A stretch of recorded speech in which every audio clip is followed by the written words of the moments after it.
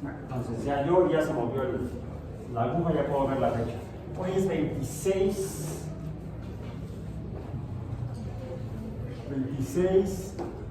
de marzo de 2024 y estamos en Biomatemáticas 1 romano. Bueno, hemos estado ya abordando la segunda unidad del programa, que es el concepto de función matemática en particular. Y una función matemática es una relación entre cantidades que cambian, por lo tanto son variables, y al cambiar una de ellas provoca que cambie otra, al menos otra. Puede haber más cantidades que pueden cambiar al cambiar la primera, que es a la que llamamos la variable independiente,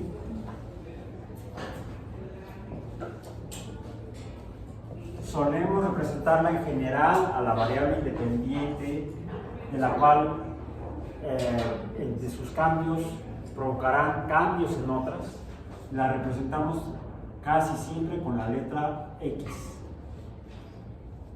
y provoca cambios en una que depende de ella, por eso es la variable dependiente,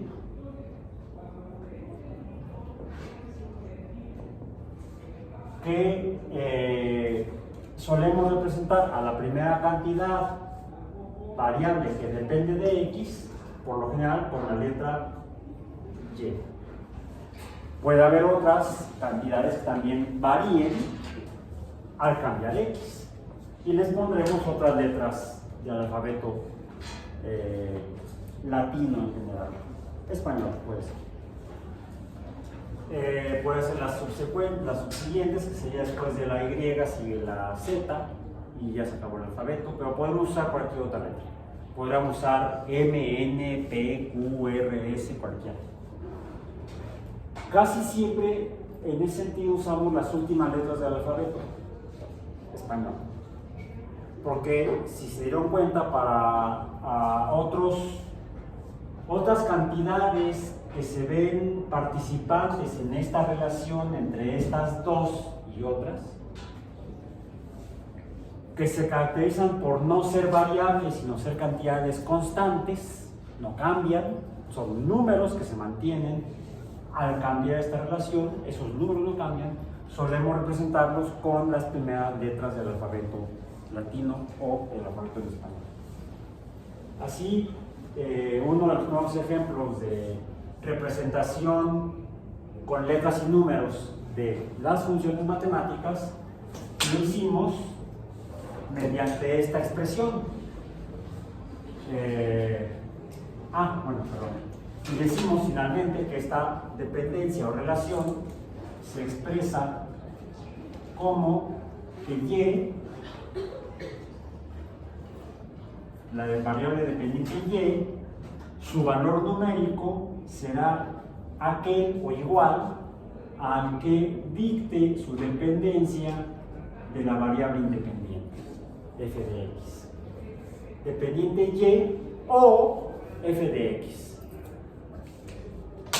Eso, porque estaba mencionando que uno de los primeros ejemplos, de los primeros ejemplos que vimos de funciones f de x, las expresamos, como dije, con una y, y en general las que hemos visto principalmente se define el valor de y por el valor que obtiene x o que cambia en x, que puede ser cualquier número real, dijimos, tanto números enteros como números racionales o incluso números irracionales,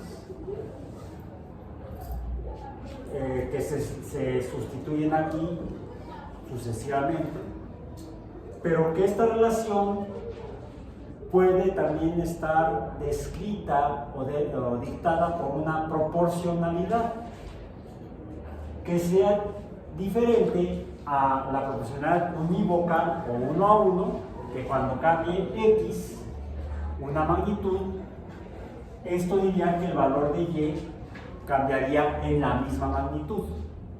Si x fuera 1, entonces y tendría que ser igual a 1. Si x fuera 10, y tendría que ser igual a 10. Diríamos que por cada número que tenga el valor de x, tendría entonces ese mismo número el valor de y.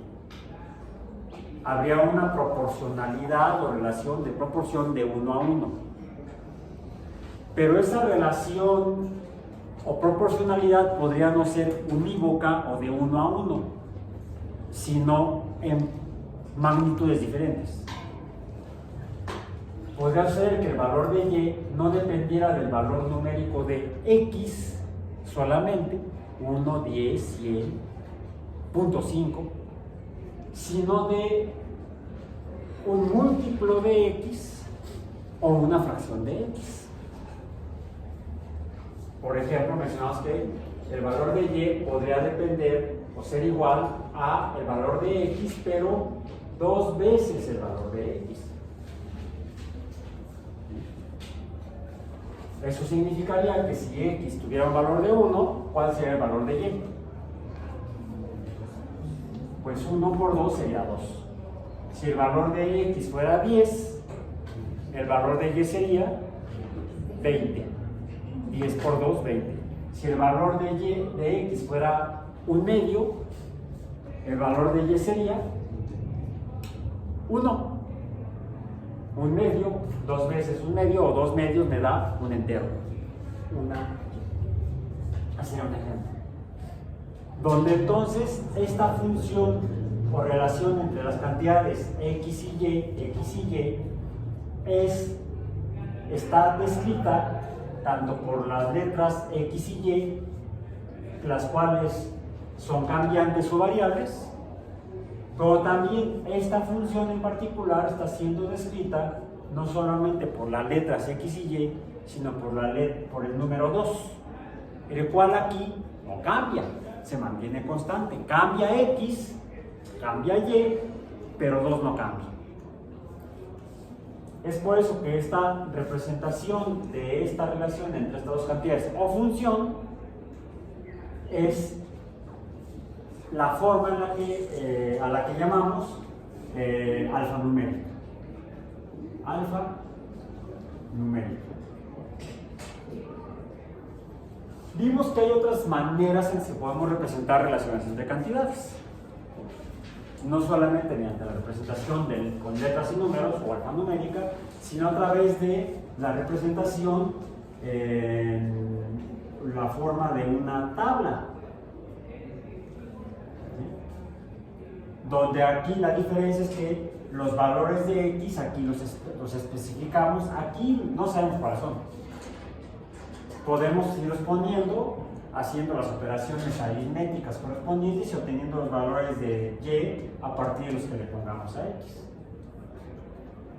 En la representación de tabla o tabular, a diferencia de la alfanumérica, aquí sí especifico, explicito los valores que yo le voy a poner a x, 0, 1, es más, dijimos que pueden ser valores negativos y pueden ser no números enteros, puede ser menos 0.5 o menos 1 medio, 0 más 0.5 más 1.0 más 1.5 y a partir de estos, conociendo la relación entre cantidades x y y, obtengo el valor de y. Si x fuera menos 0.5, entonces y sería menos 1. ¿Sí? Para esa misma. Si x fuera 0, esta sería 0. Si x fuera 0.5, sería entonces más 1. Y. Si x fuera 1, y sería 2. Más 2. Si x fuera 1.5, y sería más 3. Esta es la misma función azul, pero en forma de tabla. Y una tercera forma en la que podemos representarla, esta misma función azul, f de x, es en forma gráfica. Mediante, en este caso, ejes cartesianos o gráfica en un sistema de coordenadas cartesianas.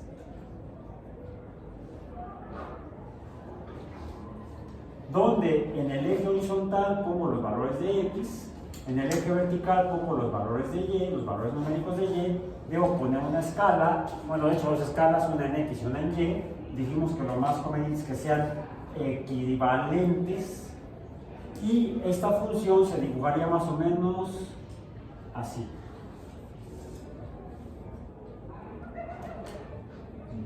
¿Sí? No, mentira, no, me equivoqué. No puede ser así. Tendría que ser, me equivoqué en la inclinación. Sería así. O sea, más inclinada. ¿Por qué? Porque la altura en y sería el doble de la distancia en x. Este número, ¿cómo se llama? Es un número constante. Como me dice qué tan inclinada está esta función que dibuja una recta, sería una función de una recta. De hecho, una línea recta, aquí está, ahí se hace evidente. Aquí no es tan evidente, aquí tampoco, pero cuando la dibujo se hace evidente la línea recta. El 2, ¿dónde está? Aquí, ¿dónde está? Aquí, ¿dónde está? Aquí está en cada par de valores x, y. En la proporcionalidad. Aquí está en la inclinación, que sería de hecho esa misma proporcionalidad. Delta x, delta y, y el cociente delta x entre delta y es que donde delta es este menos este, vamos al revés. No, pues no, lo puse al revés, perdón. La vez pasada sí me corrigieron, ahorita no, ¿qué pasó? No me dejen morir solo. Bueno, esta Semana Santa, no me vayan a crucificar. Delta Y, será por eso que no festejamos, no celebramos aquí o no conmemoramos la Semana Santa, para que no anden crucificando profesores. No le decían así no le decían maestro, ¿no? Y terminó crucificado el maestro, no, gracias. Delta Y entre delta X, así sí es. ¿Esto qué es? Sería Y esta menos Y esta entre X esta menos X esta. O esta menos esta entre esta menos esta. O este entre menos este entre este menos este, o este menos este entre este menos este. Y la diferencia me va a dar, y el cociente de las diferencias me va a dar 2. ¿Cómo lo puedo representar ese 2 en términos generales? Si me dice la inclinación, ¿cómo dijimos que se llama? La pendiente. Pero no le ponemos P de pendiente. Le representamos tradicionalmente con la letra E. Por eso es que en la línea recta, esta suele ser mx. Y ahí nos faltaría otro número. Escribirlo, ¿1? No, porque es el que está aquí, pero en Y. ¿Dónde se cruza la línea recta de la función? En el 0 de Y. Entonces, esto recordemos que aquí lleva un 0, que es el valor de Y cuando X vale 0. Y ese lo tenemos aquí.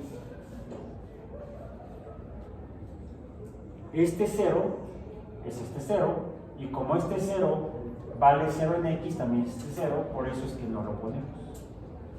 Porque b vale 0. A, b, mx más b. ¿Ok? Ok.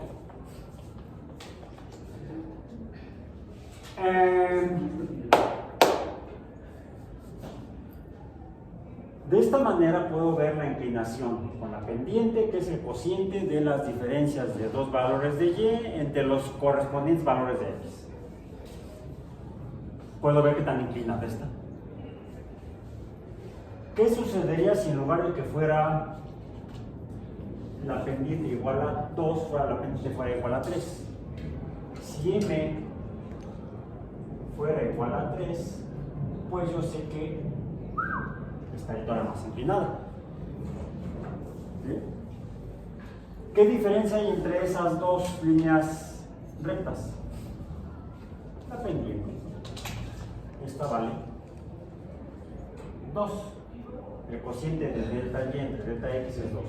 Esta, ¿cuáles serían los valores de x y de y? Pues el valor de y sería el triple que el valor de x. Y eso me indica que la pendiente esta es mayor que 2. Es mayor que 2. O en otras palabras, está más lejos de la línea horizontal.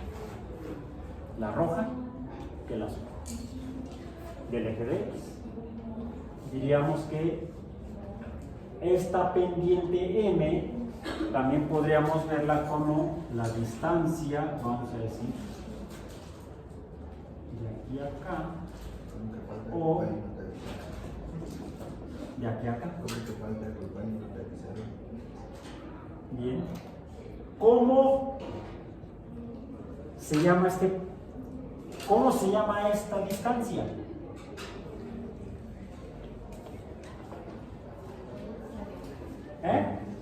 La distancia de los arcos que dibujé en negro, tanto continuo como punteado. ¿Mande? Ángulos. Un ángulo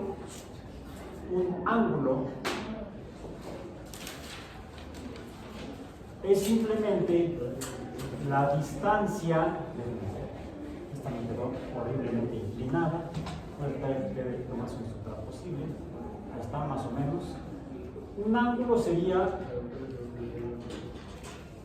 la distancia que separa a dos líneas rectas que se cruzan. Entonces, el ángulo aquí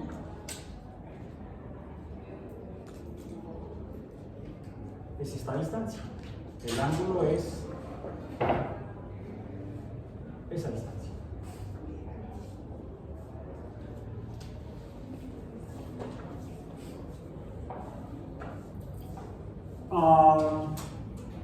Podríamos decir entonces que el ángulo rojo de la línea roja es mayor que el ángulo de la línea azul.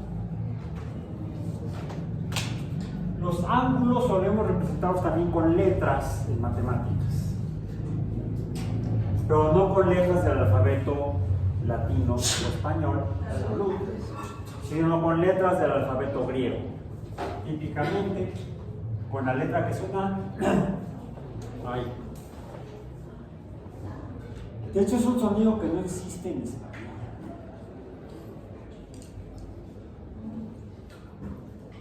O se puede confundir con un sonido que sí existe en español, como la... ¿Qué desayunaron hoy? Algunos estudiantes universitarios en México desayunan vitamina T. Torta de tamal. Vitamina T. Té, taco, torta, tamal, quesadilla, no es cierto, sea quesadilla. Bueno, depende si es con queso o sin queso.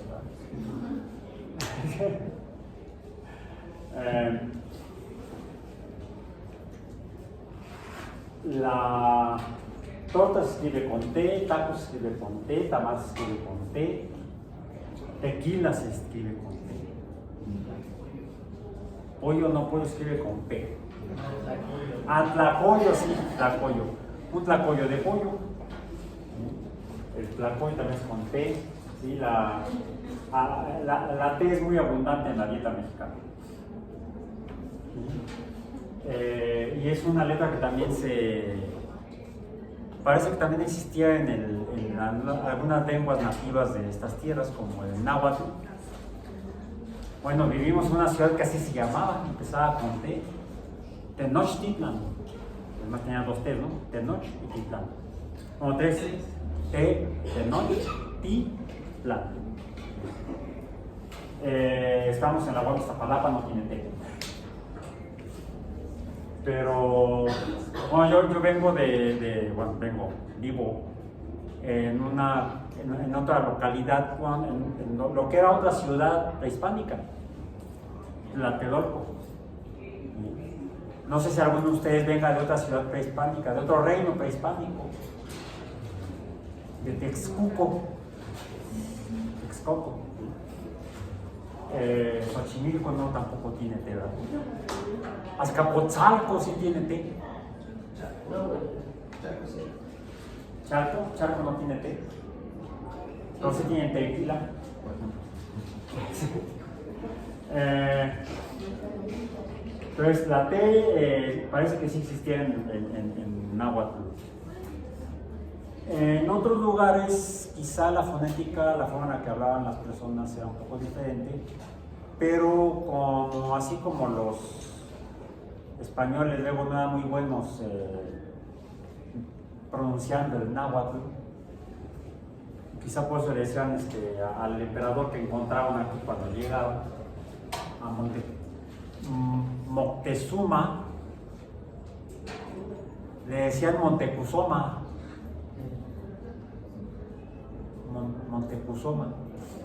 Y los gringos están peor. Los gringos decían Montezuma.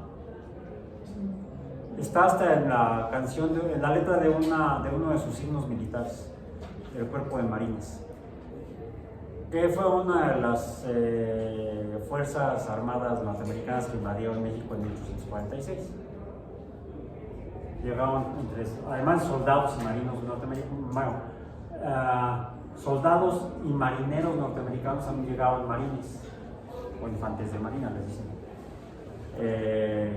Que en su himno menciona que ellos, sí se nota que invaden muchos lugares, invadieron los salones del Palacio de Moctezuma. Solo que la letra dice From the halls of Montezuma. Montezuma, no Moctezuma. From the halls of Montezuma to the shores of Tripoli. Así dice, ¿no? Donde hacen todos sus desmadres. Dicen que van a liberar a los padres. No me liberes, compadre. Déjame así como estoy bien. Bueno. Porque las letras que usamos son del alfabeto griego para los ángulos. Y la más usada no es la letra que la pronuncia como si fuera otra letra, sino que es esta, que en sentido estricto suena como como en inglés la TH. Así como el pato Daffy o el pato Lucas, que habla con la lengua de fuera. Así. Y la letra Theta. Theta. En español decimos letra Theta y así le podemos decir. Bueno. Algunos matemáticos siguen pegados a la Theta. A la letra Theta cuando estudian los ángulos. ¿Cómo se llama la rama de la matemática que estudia los ángulos? La medición de los ángulos, los números con los que medimos ángulos. Angulometría, angulótica. Sea el señor Angulo, no es otro. El ángulo. No. ¿Cuál es la rama de las matemáticas que estudia los ángulos? Bueno, Para esto es útil insertar los ángulos en un sistema cartesiano, pero nada más que aquí lo voy a hacer al revés. Si yo continúo trazando la curva del círculo digo, del ángulo, voy a terminar trazando lo que sería un círculo. Yo soy Tomás Polly. ¿Okay? Lo voy a hacer mejor acá. Podemos tener entonces un círculo que quede lo más... No, quedó horrible este círculo. No es un círculo, quién sabe qué sea. Vamos a ver si sale un círculo.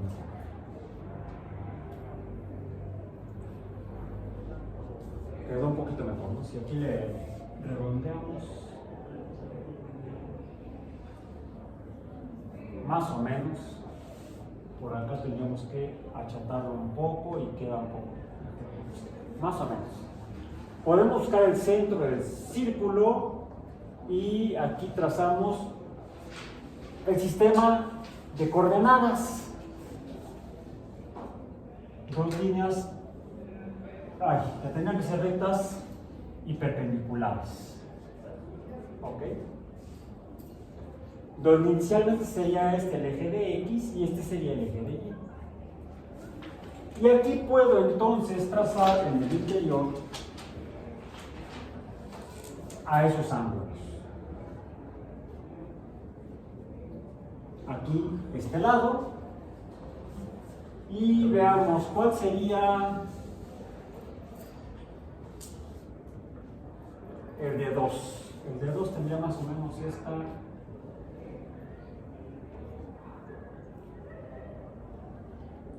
inclinación aproximadamente. Bien. Y aquí tendríamos entonces el ángulo.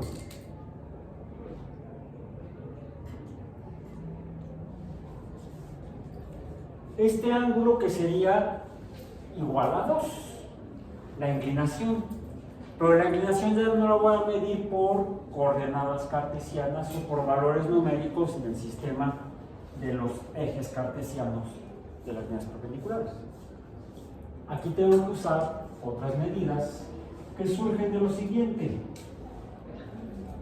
Si proyecto esta línea azul, línea recta o función azul, la proyecto hasta cruzar el círculo donde puse centrada en el origen, este sería el punto 0, 0. El 0, 0 es el centro del círculo.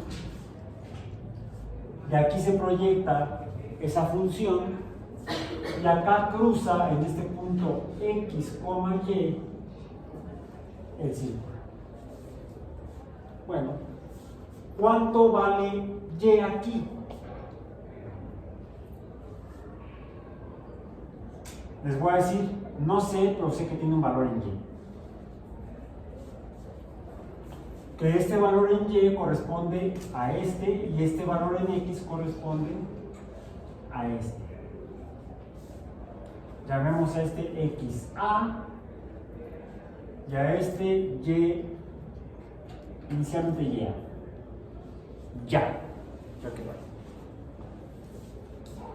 Ok.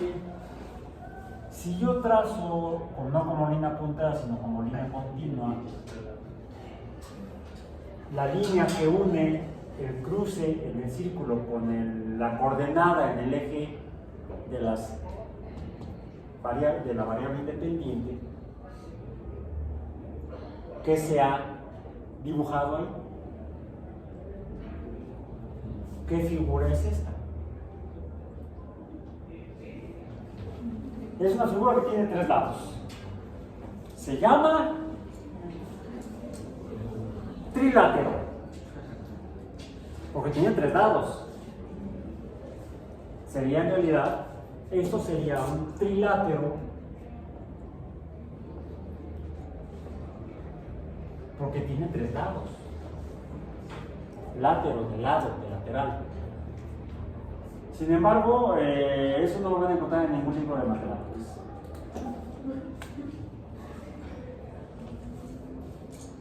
Lo que van a encontrar es algo que no está escrito en los libros de matemáticas, pero ponen el nombre.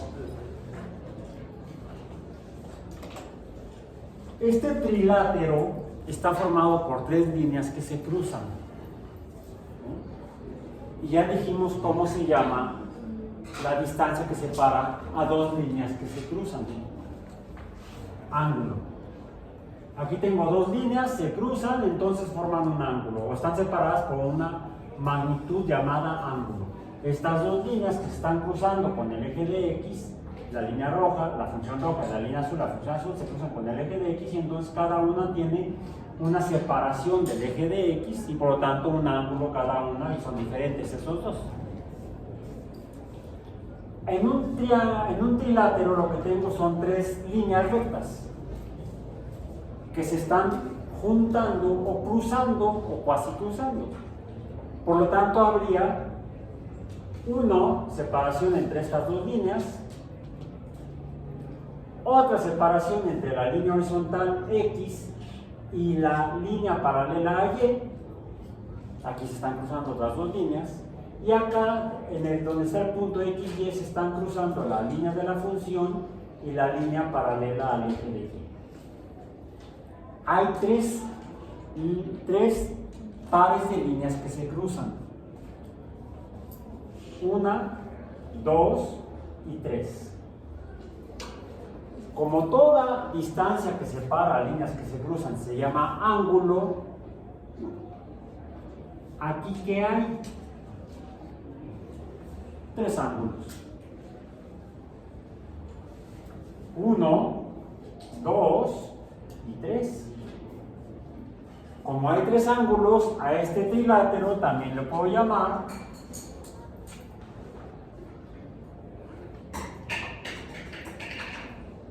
triángulo. Un trilátero es un triángulo, o un triángulo es un trilátero. Esto lo menciono porque en otros ámbitos de otras actividades humanas quizá han escuchado palabras similares a esta. ¿A alguno de ustedes les gustan las luchas libres? ¿O el boxeo?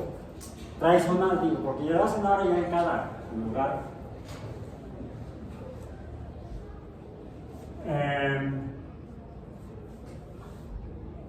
Los encuentros de lucha libre tradicional y de boxeo tradicional, ¿dónde se llevan a cabo? Allá en la Arena México, no. El lugar donde se sube, ¿cómo se llama? El cuadrilátero. Un cuadrilátero está formado por 4 líneas rectas que se cruzan. Cada par de líneas que se cruzan están separadas por un ángulo. También podríamos llamarle que las peleas de box y los encuentros de lucha libre se llevan a cabo en el cuadrángulo. Pero nadie les va a entender si dicen eso. Simplemente son 2 formas diferentes en 2 palabras de usar cuando conviene, estamos acostumbrados a la palabra ángulo o a la palabra látero. Pero son en la misma figura que se dibuja cuando las plasmamos en un papel, en un pizarro. Son las figuras o formas geométricas que están formadas por más de 2 líneas rectas, porque 2 líneas rectas que se crucen no forman ninguna figura geométrica. No. La figura geométrica más pequeña por número de líneas es el trilátero o triángulo. Y de ahí podemos tener 4 líneas, cuadrángulo, cuadrilátero o cuadrado, solo que dependiendo de la magnitud de las líneas se llamará diferente. Podría tener ¿cuántos nombres?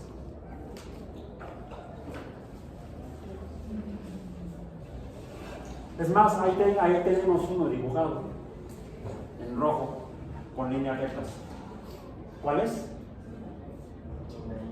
Sí, este de aquí. Dije líneas rojas rectas, no líneas negras. La línea negra me dibuja un triángulo 1, 2, 1 y 2 triángulos. Y juntando estos dos triángulos encontrados, encontramos, ¿qué cosa? Un cuadrilátero. O un cuadrángulo. ¿Qué nombre le pondrían a ese? ¿Cómo lo llamarían ese cuadrángulo o cuadrilátero? ¿Qué nombre tendría? ¿Es un cuadrado de 4 lados? Si es un cuadrado, ¿cómo se define un cuadrado? 4 lados de magnitudes iguales, de longitudes iguales. ¿Las longitudes de los 4 lados son iguales? Hay 2, las y de magnitud igual, y 2, las x de magnitud igual. Y las x son diferentes a las magnitudes a las y. Entonces es un rectángulo. ¿Por qué se llama así? Y dos lados son iguales y dos diferentes. Cuando tenemos una figura que tenga 4 líneas rectas cruzándose entre ellas, y las donde se cruzan los ángulos miden 90 grados, al ángulo de 90 grados se le da un nombre particular, ángulo recto. Por eso es que este sería un cuadrado rectangular, pero también un cuadrado sería rectangular, porque también tendría ángulos rectos, ¿no? Si no, entonces no sería cuadrado ni rectángulo, sino que podría ser un trapecio o un trapezoide. No, también son 4 líneas rectas que se cruzan, pero los ángulos no son de 90 grados. Son 2 ángulos diferentes, iguales entre sí y distintos a otro par, pero no necesariamente, porque tenemos múltiples formas que pueden tener 4 lados. 4 líneas rectas cruzándose. Están los cuadrados, los rectángulos, los trapecios, los trapezoides, los diamantes y los diamentis. La geometría es interesante. La humanidad conoció el mundo y estudió el mundo y describió el mundo con geometría por más de 4000 años, sin necesidad más que aritmética y geometría. Y así se construyeron grandes ciudades en diferentes lugares del mundo. Por ejemplo, yo aquí tengo una ciudad maya, una ciudad europea, y esta ya no me acuerdo cuál es. Okay. Pura geometría. La geometría, ¿qué tiene que ver la medición de la Tierra con esto? Geometría significa medición de la Tierra. Gea, Tierra. Metrón, medida. Bueno, la historia de las matemáticas es un desorden, La rama de las matemáticas que estudia las figuras de la geometría no tiene nada que ver con, en el nombre no tiene nada de ángulos, pero usa la medición de ángulos y de líneas rectas principalmente para definir todo. Y algo que fue muy útil fue meter esas figuras adentro de círculos. Porque en los círculos podemos trazar formas de 3 lados, formas de 4 lados o formas de más lados. Donde lo que es fundamental es conocer las magnitudes de las líneas que se cruzan o los ángulos. Y lo que podemos ver es que dependiendo de la separación, dependiendo de la inclinación o pendiente, se da la separación de las líneas rectas respecto al menos al eje de X. Por lo tanto, la magnitud de los ángulos. Los valores de los ángulos, entonces, plasmados así, vemos que los valores de los ángulos dependen de qué.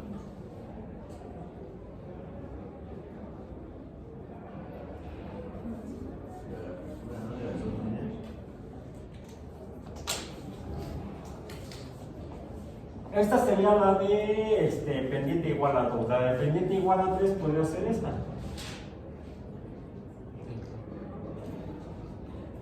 Bueno, ahí me quedó medio horrible esto. Si lo dibujo mejor, pasen para acá. Esta XA azul, ¿cómo es XA azul respecto a XA roja? en el eje de X. ¿Cómo son sus valores? ¿Son iguales? No, son diferentes. ¿Cómo son uno respecto al otro? X azul es menor que X roja. ¿Sí? Ah, eso es la X. Y la Y azul es mayor que Y roja. ¿Y cuál es la diferencia entre ambas líneas? La pendiente. El ángulo está en función de la pendiente.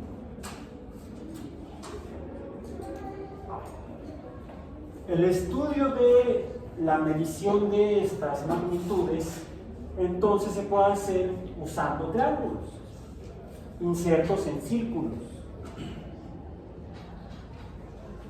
Nos dedicamos a medir ángulos dentro de triángulos.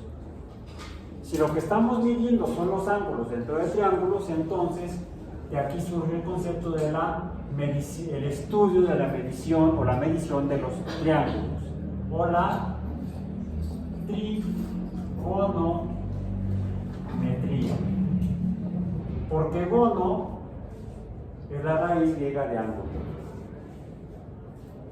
No le llamamos triangulometría, sonaría muy raro, pero es la trigonometría. Un trígono es lo mismo que un triángulo, ¿sí? Es lo mismo que un trigono. Un trigono, un triángulo, un trilátero son lo mismo. Son sinónimos estas palabras. Dos raras y una más conocida. Ya hayan visto triángulo, no hayan visto otro, la de trilátero ni la de trigono.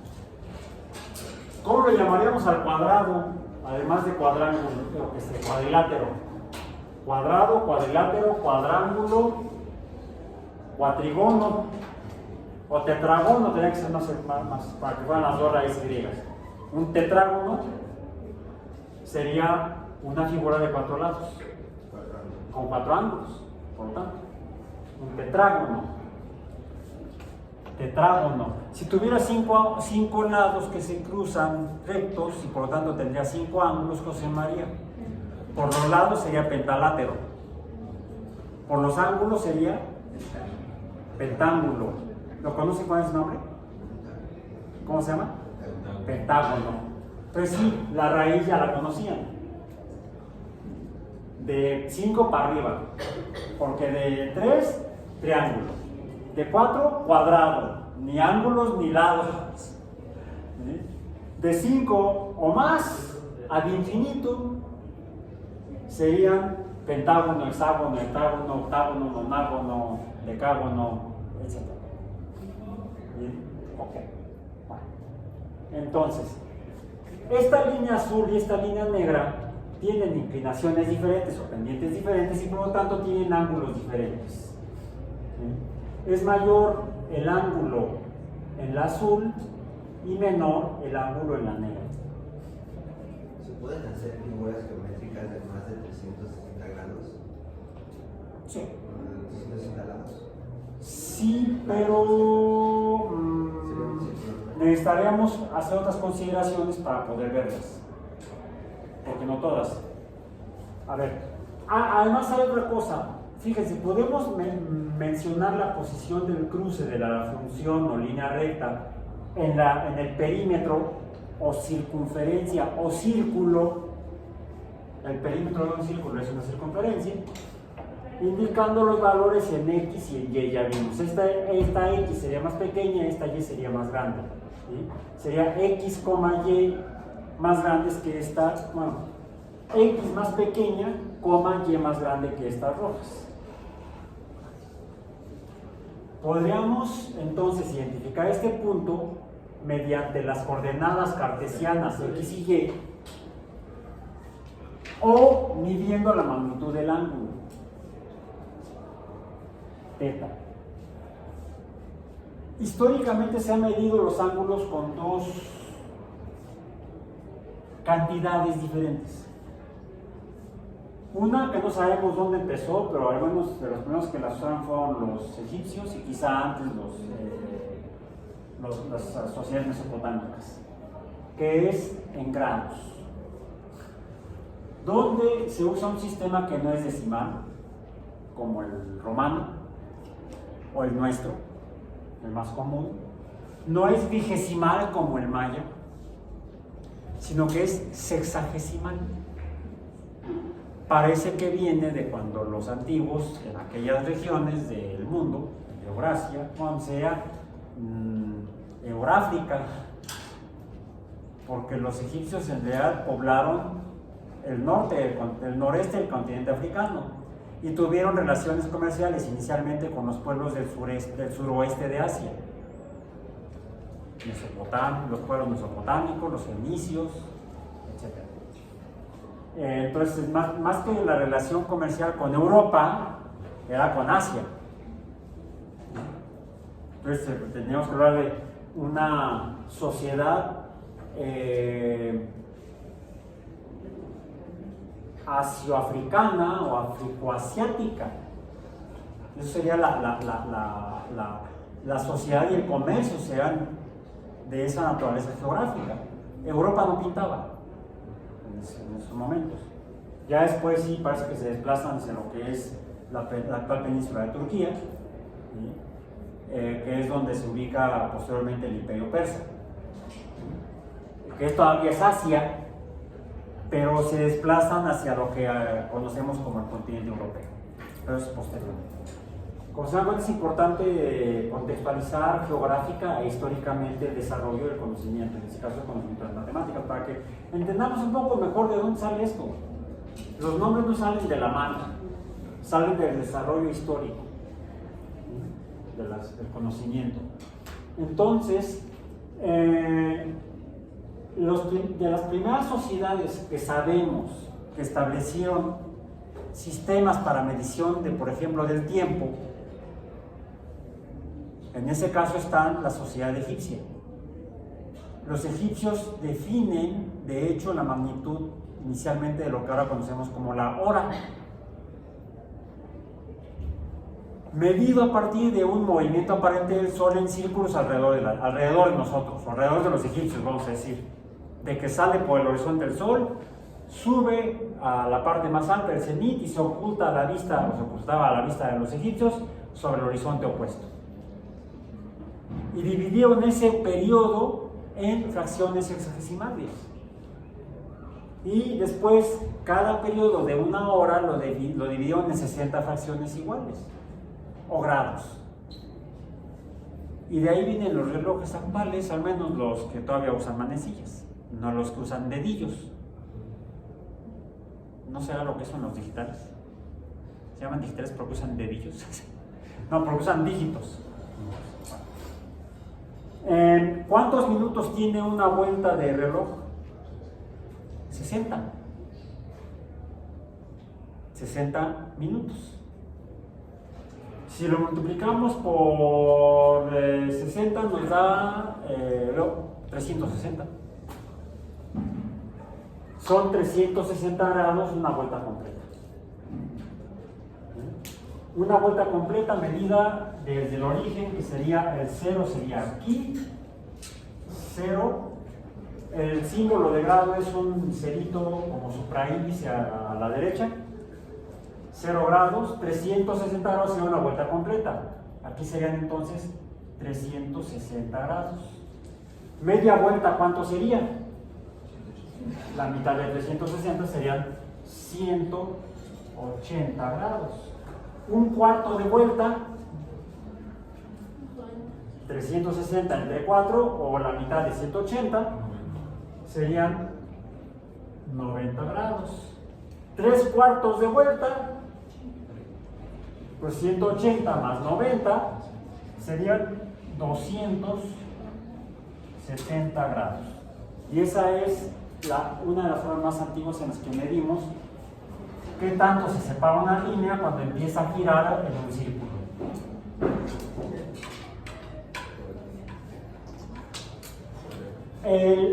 ¿Cuánto mide entonces el ángulo?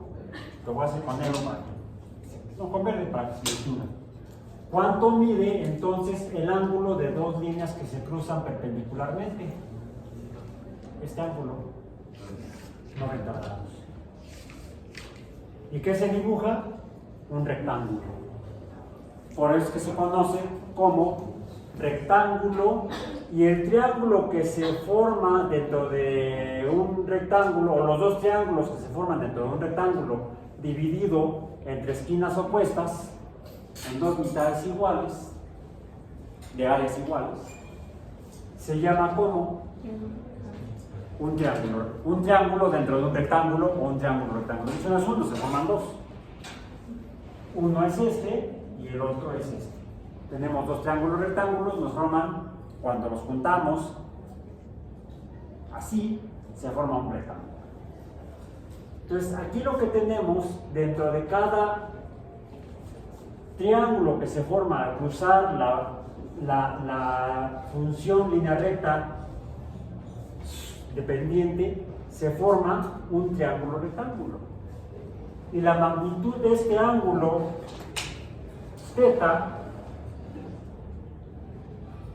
pues es proporcional ¿a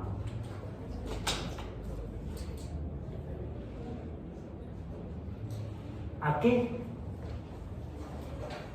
A la separación del eje horizontal o de los 0 grados, o también tienen inclinaciones diferentes, tienen ángulos diferentes, pero entonces los valores de X y de Y son diferentes.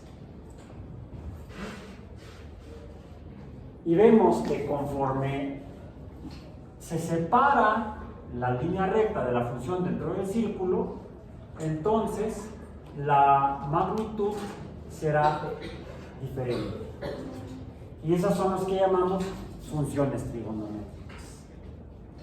Es decir, la magnitud del triángulo, del ángulo que se forma aquí cuando se cruzan en el centro, está en función de, fíjense, el ángulo θ está en función de X,